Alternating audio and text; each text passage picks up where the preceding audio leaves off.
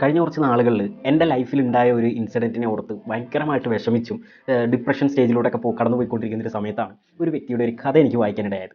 ആ ഒരു സംഭവം എന്നെ എന്താ പറയുക മാറി ചിന്തിക്കാൻ എന്നെ ഹെൽപ്പ് ചെയ്തൊരു സംഭവമാണ്. അത് ഞാൻ നിങ്ങളിലേക്കൊന്ന് ഷെയർ ചെയ്യാൻ വേണ്ടിയിട്ട് വന്നതാണ്. അതായത് നമുക്ക് എല്ലാവർക്കും അറിയാവുന്ന ഒരു വ്യക്തിയാണ്. 1889 ജനിച്ച് 1977 വരെയുള്ള കാലഘട്ടങ്ങളിൽ നമ്മളോടൊപ്പം അല്ലെങ്കിൽ എന്താ പറയുക ഈ ലോകത്ത് ജീവിച്ച് ഇന്നും പുതുതലമുറയെ വരെ ചിരിപ്പിച്ചുകൊണ്ടിരിക്കുന്ന സന്തോഷിപ്പിച്ചുകൊണ്ടിരിക്കുന്ന ഒരു വ്യക്തിയാണ് ചാർലി ചാപ്ലിൻ എന്ന് പറയുന്നത്. ഈ ഒരു വ്യക്തിയുടെ ഒരു കഥയാണ്. ആ ഒരു വ്യക്തി ഒരു സദസ്സിൽ നിന്നുകൊണ്ട് ഒരു തമാശ പറഞ്ഞു. ഈ തമാശ പറഞ്ഞ സമയത്ത് സദസ്സിലുള്ള എല്ലാവരും ഭയങ്കരമായിട്ട് പൊട്ടിച്ചിരിച്ചു. രണ്ടാമതും ഇതേ സെയിം തമാശ തന്നെ വീണ്ടും ആൾ റിപ്പീറ്റ് ചെയ്തു. ഇപ്പോൾ ആദ്യം ചിരിച്ച ആൾക്കാരിൽ പകുതി ആൾക്കാർ മാത്രമാണ് ചിരിച്ചത്. മൂന്നാമതും ഇതേ സെയിം തമാശ തന്നെ ആൾ വീണ്ടും റിപ്പീറ്റ് ചെയ്തു. ഇത് ചെയ്ത സമയത്ത് അല്ലെങ്കിൽ ഈ ഒരു വീണ്ടും മൂന്നാമത് ഇതേ സെയിം തമാശ തന്നെ റിപ്പീറ്റ് ചെയ്ത സമയത്ത് ആരും ചിരിച്ചില്ല.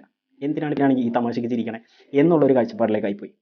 അപ്പോൾ കുറച്ച് നേരത്തെ നിശബ്ദതയ്ക്ക് ശേഷം ആൾ സംസാരിച്ചു തുടങ്ങി. ആൾ ചോദിച്ച ഒരു കാര്യത്രേ ഉള്ളൂ. ഞാൻ ഒരേ തമാശ തന്നെ 3 പ്രാവശ്യം ആവർത്തിച്ചപ്പോഴും നിങ്ങൾക്ക് ചിരിക്കാൻ ഭയങ്കര ബുദ്ധിമുട്ടായി പോയി അല്ലേ? എന്തിന് ഞാൻ ചിരിക്കണം എന്നുള്ളൊരു ചിന്താഗതിയിലേക്ക് നിങ്ങളെത്തി.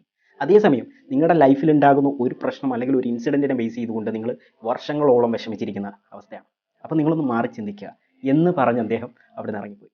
അപ്പോൾ ലൈഫിൽ നമ്മൾ ചിന്തിക്കേണ്ട ഒരു വിഷയം തന്നെയാണ്.